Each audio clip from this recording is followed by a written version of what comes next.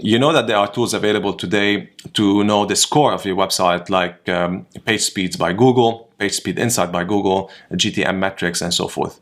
Now, these tools will give you an indication of a score of a website, but that doesn't mean that your website is good or bad in terms of conversion or in terms of bounce rate.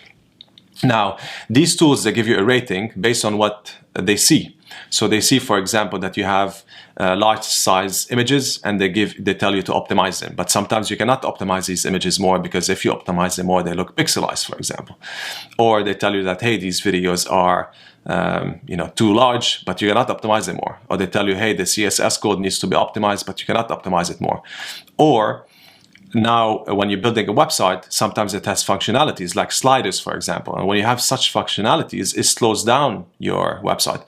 But you don't want to remove these sliders because you're happy with these sliders. They look nice, they add value to users, etc. So you cannot have a very high score on these tools. Now, one thing to keep in mind is that this score is not 100% related to the performance of your website. Okay?